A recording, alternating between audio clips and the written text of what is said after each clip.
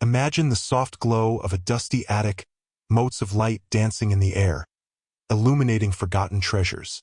For Sarah, this wasn't just an attic. It was a sanctuary of memories, a place where the past lingered like a faint perfume. She was a woman of quiet habits, her life a tapestry woven with predictable threads, a fulfilling career as a librarian, a cozy home nestled amidst towering oak trees, and the comforting rhythm of evenings spent with a good book and a cup of Earl Grey. Sarah, at 42, had always found solace in stories, perhaps because her own had always felt so utterly unremarkable. She had no grand adventures to recount, no earth-shattering revelations in her past, or so she thought. This particular afternoon, however, held a different kind of promise, a subtle tremor beneath the surface of her calm existence. It began innocently enough, a project born of a simple desire to declutter. Her mother, Eleanor, had recently passed away at the age of 78, leaving behind a house overflowing with the accumulated history of a lifetime. Eleanor had been a woman of meticulous order in some aspects, yet a delightful packrat in others. Her correspondence, however, was legendary. She wrote letters with the flourish of a novelist, each word carefully chosen, each sentiment deeply felt.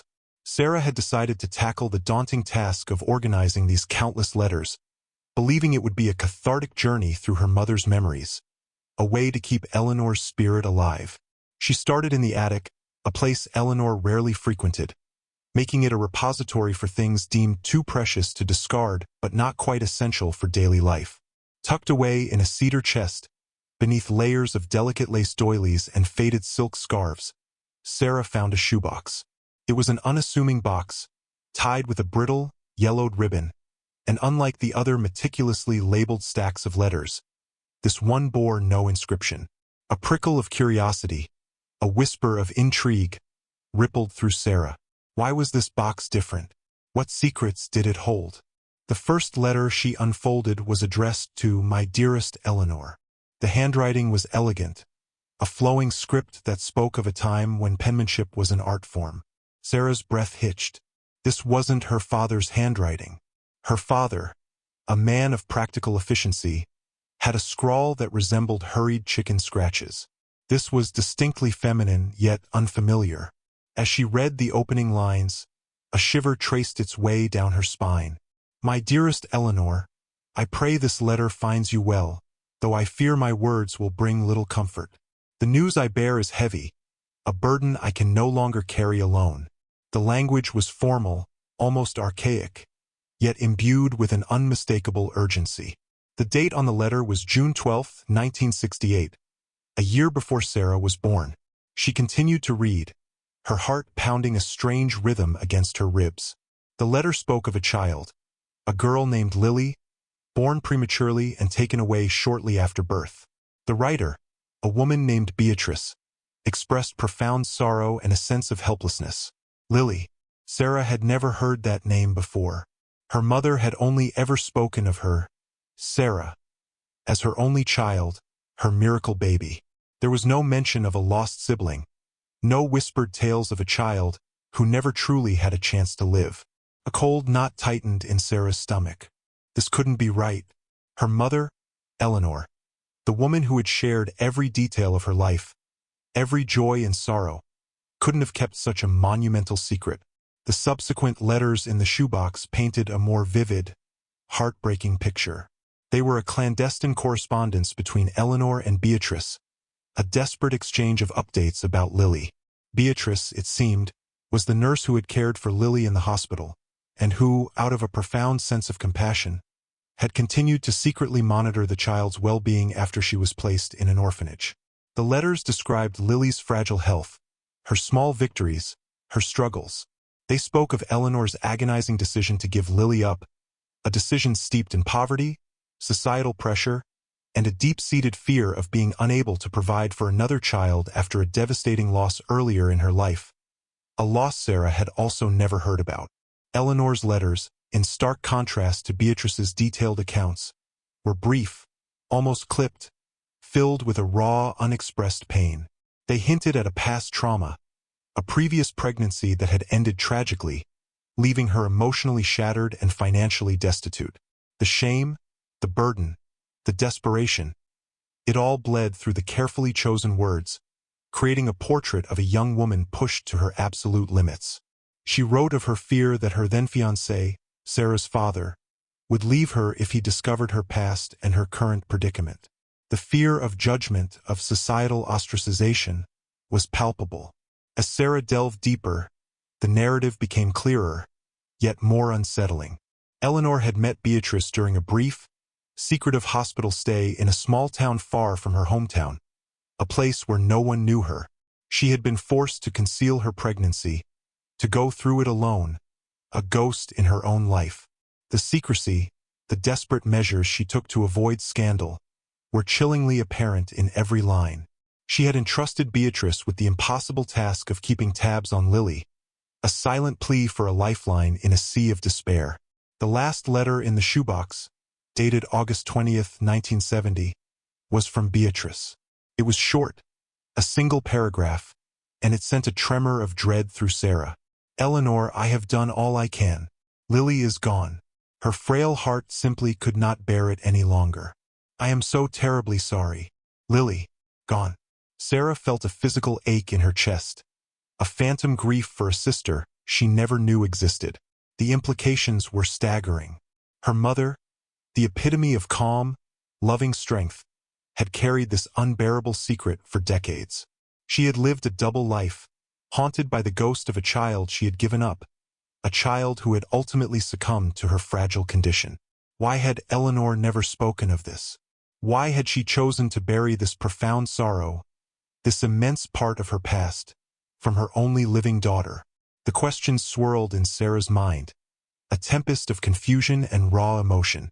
The attic, once a haven of gentle memories, now felt heavy with unspoken truths, with the weight of a hidden life.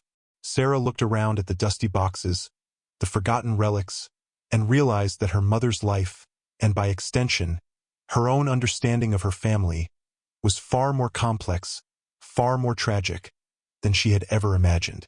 The discovery of these letters wasn't just about uncovering a buried sibling. It was about unraveling the carefully constructed facade of her mother's life, a facade built on silence and sacrifice. It was about confronting the uncomfortable truth that even those closest to us can harbor unimaginable pain and secrets.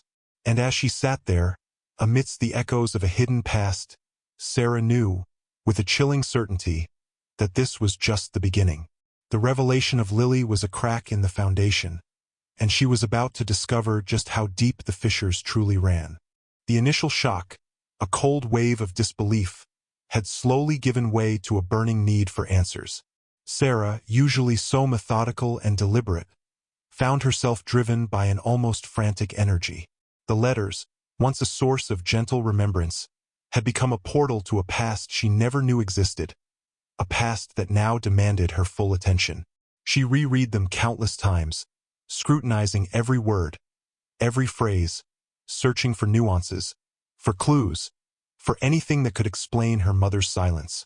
The formal language of the 1960s, the stark reality of the social stigma surrounding unwed mothers, the primitive medical care of the time, it all contributed to a growing sense of profound sadness for her mother's predicament.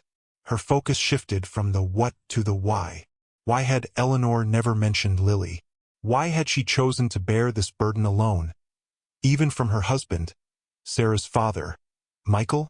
Michael had passed away 5 years prior, and Sarah, in retrospect, felt a pang of regret. Would he have known? Had he suspected? He was a quiet man, unassuming, devoted to Eleanor and Sarah. The thought that he might have been unknowingly living with such a profound secret in their marriage was almost as unsettling as the secret itself. Sarah began her own quiet investigation. Her research started with microfiches at the local library, poring over old newspapers from the late 1960s and early 1970s. She looked for anything that might shed light on the social norms of the time, the options available to young women in Eleanor's situation. The articles confirmed her suspicions. Unwed mothers faced immense shame, often forced to give up their children or be ostracized by their families and communities. Adoption agencies were often secretive, records sealed, and the emphasis was on protecting the privacy of the birth mother and the adoptive family, often at the expense of the child's right to know their origins.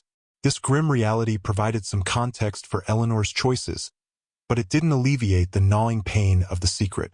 Her search then led her to online forums for adoptees and birth mothers, places where stories of longing, reunion, and unanswered questions intertwined. She read accounts of individuals who had spent decades searching for their biological families, and birth mothers who carried the guilt and grief of their past decisions. The sheer volume of these narratives, the shared pain, made Sarah realize that her mother's story, while deeply personal, was also part of a larger, often tragic, historical tapestry. One evening, while sifting through old photographs, Sarah came across a small, tarnished silver locket tucked away in Eleanor's jewelry box. It was unusual. Eleanor rarely wore lockets. Sarah opened it. Inside, nestled behind a tiny, faded photograph of a baby. A baby with dark, wispy hair and remarkably alert eyes, was a single, almost imperceptible inscription. Elamy, Lily May Eleanor. Sarah's breath caught. This wasn't just a general baby picture. This was Lily. Her mother had kept a tangible reminder of her lost child, hidden away, a silent testament to her enduring grief. The act of hiding it, the delicate secrecy, amplified the depth of Eleanor's pain and the immense pressure she must have felt to conceal her past. The image of Lily in the locket sparked a new wave of determination in Sarah. Lily hadn't just been a name in a letter.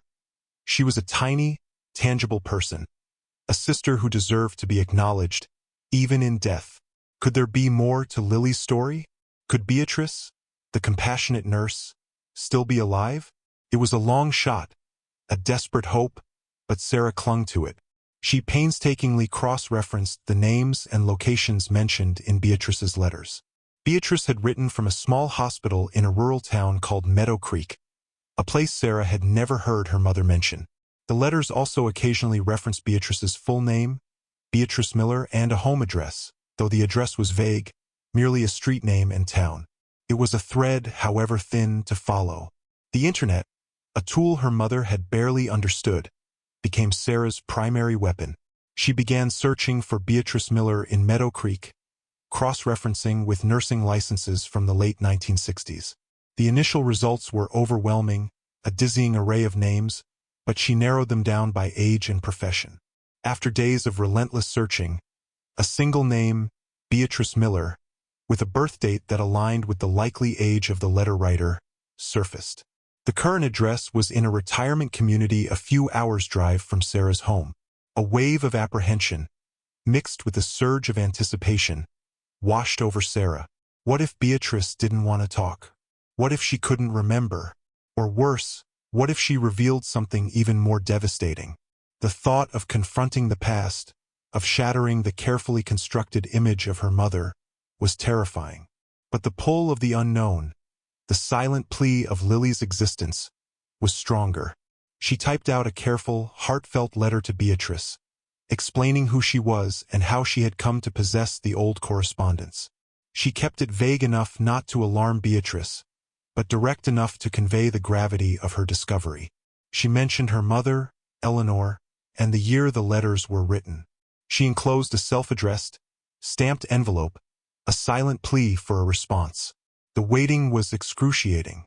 Each day, the mailbox seemed to mock her with its emptiness. Then, almost 2 weeks later, a crisp, unfamiliar envelope appeared amongst the usual junk mail. The return address was from Meadow Creek, and the handwriting, though shaky with age, was unmistakably the same elegant script from the old letters. Beatrice. Sarah's hands trembled as she tore it open. The letter was short, poignant. My dear Sarah, I have waited for this day for a very long time. Your mother, Eleanor, was a courageous woman who carried an impossible burden. Yes, I remember Lily, and I remember your mother. I would be honored to speak with you. The words were a lifeline, a confirmation that the past wasn't just a collection of dusty papers, but a living, breathing history. Beatrice's willingness to speak, her acknowledgement of Eleanor's courage, offered a glimmer of hope that the journey through this emotional labyrinth might not be entirely solitary. But what more could there be to Lily's story? What depths of her mother's past remained undiscovered? The answer lay with Beatrice, and Sarah knew, with a renewed sense of purpose, that she had to meet her. The pieces of the puzzle were slowly, agonizingly, starting to fit, but the complete picture remained shrouded in mystery, promising further revelations, further emotional challenges, and perhaps a deeper understanding of the woman she thought she knew so well. The drive to Meadow Creek was a blur of nervous anticipation. Sarah had meticulously planned the trip, researching the quiet retirement community where Beatrice resided. As she pulled into the visitors' parking lot, her heart pounded like a drum. The manicured lawns, the rows of identical bungalows, the serene atmosphere. It felt strangely incongruous with the turbulent emotions swirling within her. Beatrice Miller was every bit as elegant as her handwriting suggested. Frail now, her silver hair pulled back in a neat bun, but with eyes that sparkled with a keen intelligence and a deep well of kindness. She greeted Sarah with a warm smile, a comforting hand resting gently on Sarah's arm. "You have your mother's eyes," she said softly, a statement that immediately bridged the gap of years and unspoken secrets. They settled into Beatrice's cozy living room, sunlight streaming through the windows, illuminating dust motes dancing in the air, just like the attic where it all began. Beatrice offered tea, a calming ritual that seemed to slow time, allowing Sarah to compose herself. Then, with a sigh that seemed to carry the weight of decades, Beatrice began to speak. Eleanor was just a girl, barely out of her teens. Beatrice started, her voice raspy with age, yet clear. She came to Meadow Creek terrified, alone, and with a secret that would have shattered her world if anyone found out. Beatrice recounted the harsh realities of the time, the shame, the lack of support, the desperate measures young women took. Eleanor, it turned out, had sought out a discreet maternity home in Meadow Creek, a place far from her family and friends, where she could carry her pregnancy to term in secret. Beatrice was a young nurse there, fresh out of training, and immediately drawn to Eleanor's quiet strength and profound sadness. Lily was born tiny, so very frail, Beatrice continued, her gaze distant, as if reliving the moment. But she was a fighter. Your mother held her, just for a moment, before they took her away. The look on Eleanor's face, it broke my heart. A mix of immense love and unbearable pain. Beatrice confirmed that Lily had been placed in an orphanage with a specialized wing for infants with complex medical needs. Eleanor, in her desperation, had begged Beatrice to keep an eye on her, to send her updates, even if she couldn't claim her child. "I promised her," Beatrice said, her voice firm. "I promised I would do everything I could. I visited Lily often, bringing her tiny handmade blankets, whispering stories to her. She was a beautiful child, Sarah. A little ray of sunshine, even in such difficult circumstances." Beatrice paused, her eyes welling up with tears. And then she was gone, just like that. A sudden fever, a complication. "I wrote to your mother immediately." Sarah felt a fresh wave of grief wash over her. It was one thing to read about Lily's death in a letter. It was another to hear it from someone who had witnessed her brief life. "But there's something else, isn't there?" Sarah asked, her voice barely a whisper. A cold dread had been building in her since Beatrice had mentioned that fleeting moment of Eleanor holding Lily. Something didn't quite add up. If Lily was born so fragile, so sick, how could Eleanor have been forced to give her up if she was truly healthy enough to survive? Beatrice's gaze met Sarah's, and a profound sadness settled in her eyes. Eleanor didn't give Lily up immediately because of her health. She gave her up because she was pressured to. Heavily pressured. The words hung in the air, heavy with unspoken implications. Beatrice explained that the maternity home was run by a stern, unyielding woman, a Mrs. Agnes Finch, who believed in strict adherence to moral codes. Mrs. Finch, upon discovering Eleanor's past trauma, the previous tragic pregnancy Sarah had only glimpsed in Eleanor's hurried letters, had deemed Eleanor unfit to raise a child, especially given her unmarried status and financial struggles. She had manipulated Eleanor, preying on her guilt and fear, convincing her that giving Lily up for adoption was the only way to ensure the child had a chance at a better life. Mrs. Finch even fabricated a story, Beatrice revealed, her voice filled with a quiet fury. She told Eleanor that Lily had a severe, incurable heart condition, making her sound far sicker than she truly was. She told her that if she tried to keep Lily, the child would suffer, and Eleanor would be burdened beyond measure. A gasp escaped Sarah's lips. Her mother had been lied to, manipulated, coerced. The raw pain of the secret, the decades of silent suffering, now made agonizing sense. Eleanor hadn't willingly given up Lily because she was too sick. She had been forced to, under false pretenses, convinced she was doing what was best for her child. But Lily died anyway, Sarah said, the injustice of it all burning in her chest. Yes, she did, Beatrice confirmed, her voice softening, but not from an incurable heart condition.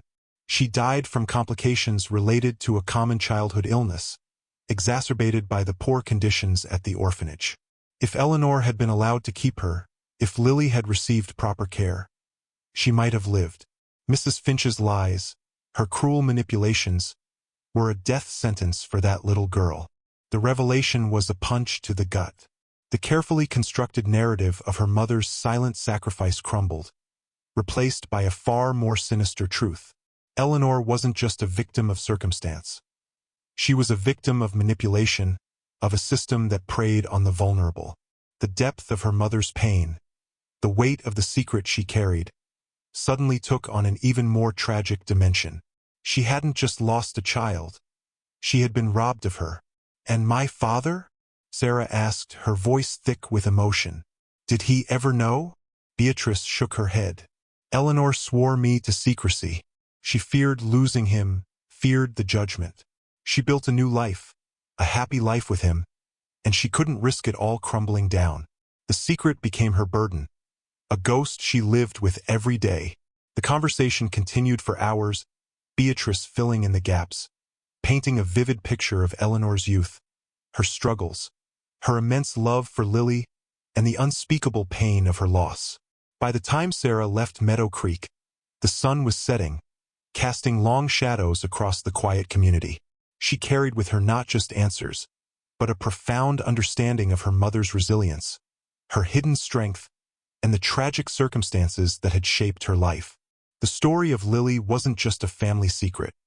It was a testament to the enduring power of a mother's love, even in the face of unimaginable loss and deceit. And as Sarah drove home, the weight of these truths settled upon her, promising a path forward that was both clearer and infinitely more complex. The drive home from Meadow Creek was heavy with the weight of Beatrice's revelations. Sarah's mind reeled with the truth, a tapestry woven with threads of love, deceit, and immense sorrow. Her mother, Eleanor, wasn't just a woman who had carried a secret. She was a victim, manipulated by a cruel system and a ruthless woman. The injustice of it all burned in Sarah's chest, a slow, simmering fire. Lily, her sister, had been taken not by illness alone, but by a lie, by a calculated deception that stripped Eleanor of her agency and her child. The initial shock of discovering Lily had been superseded by a profound anger, a fierce protectiveness for the mother who had suffered in silence. Sarah had always seen Eleanor as strong, resilient, almost unshakable. Now, she saw a young woman, vulnerable and alone, crushed by societal expectations and the machinations of a self-righteous individual. The ghost of Lily wasn't just a painful memory. It was a testament to a profound injustice. Sarah spent the next few days in a fog, the world around her seeming dull in comparison to the vivid, painful landscape of her mother's past. She found herself looking at old photographs of Eleanor with new eyes, searching for traces of the hidden grief, the unspoken burdens. She saw the lines of sorrow around her mother's eyes, the quiet strength that had always seemed inherent but now felt like a shield, a carefully constructed facade to protect her secret. The question gnawed at her. What could she do now? Lily was gone, Mrs. Finch was long dead, and the maternity home likely no longer existed.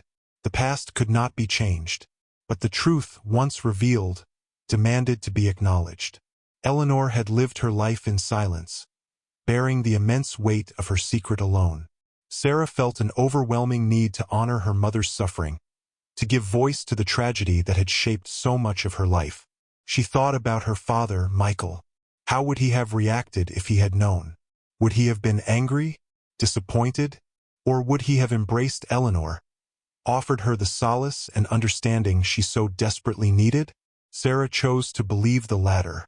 Her father had been a kind man, devoted to Eleanor. He deserved to know, even in death, the full breadth of his wife's remarkable life, her hidden strengths, and her untold sorrows. The idea came to her slowly, a quiet whisper that grew into a resolute conviction. She would write, not just for herself but for Eleanor, for Lily, and for every woman who had suffered in silence. She would tell their story, not as a sensational exposé, but as a poignant testament to the human spirit, to the enduring power of love, and the devastating impact of secrets. She started with Eleanor's letters to Beatrice, then Beatrice's letters to Eleanor, interweaving them with Beatrice's testimony, her own emotional journey, and the historical context she had uncovered. She wrote about the shame and desperation that forced Eleanor's hand, the cold manipulation of Mrs. Finch, the tender compassion of Beatrice, and the tragic brevity of Lily's life. She poured her heart onto the page, allowing the raw emotions of grief, anger, and profound love to guide her words. The process was cathartic, a way to process the overwhelming information and emotions she had absorbed. It was also a way to honor her mother's legacy, not just as the woman she knew, but as the complex, resilient woman who had navigated unimaginable pain with quiet dignity. She wanted to ensure that Eleanor's suffering and Lily's brief existence would not be lost to time, buried beneath layers of forgotten memories. As she wrote the final paragraphs, a sense of peace settled over her. The story wasn't a neat, tied-up package. It ended with a poignant understanding of the lasting ripple effects of a hidden past. Eleanor had lived a full life, a happy life in many ways, but she had carried a wound that never truly healed. Sarah understood now that her mother's quiet strength wasn't just an inherent trait. It was forged in the fires of personal tragedy and forced silence. The last few lines of her narrative brought tears to her eyes, not of sorrow, but of profound love and acceptance. Eleanor's secret wasn't a betrayal. It was a testament to her love for her family, a desperate attempt to protect the life she had built. Lily was a sister she never knew, a ghostly presence who had brought forth a deeper understanding of her own origins, and a profound empathy for her mother's journey. Sarah decided to share her story, perhaps not to a wide audience initially, but with those closest to her, her best friend, her aunt, people who had known and loved Eleanor. She knew it would be a difficult conversation, but it was a necessary one. The truth, even if painful, had a way of setting things free. This journey, sparked by a dusty shoebox in an attic, had transformed Sarah. She was no longer just the quiet librarian. She was a keeper of her family's truth, a storyteller bearing witness to a hidden legacy. The story of Eleanor and Lily was a powerful reminder that every life holds untold narratives, every person carries unseen burdens, and that sometimes the greatest acts of love are born from unimaginable sacrifice and silence. It underscored the profound importance of compassion, understanding, and the enduring power of family in all its complicated, sometimes heartbreaking, forms. And so, as the sun sets on this incredible journey of discovery, I hope this story has touched your hearts as deeply as it has touched mine. The echoes of the past, the whispers of hidden truths, they remind us that the human spirit is capable of enduring so much and loving even more. If you found yourself captivated by Eleanor's tale, if it resonated with the complexities of your own family history, please consider giving this video a like. Your support truly helps this channel grow and allows us to continue sharing these powerful, often untold, stories. Don't forget to subscribe to the channel and turn on notifications so you won't miss our next deep dive into the mysteries that lie just beneath the surface of everyday life. Thank you for joining me on this profound exploration.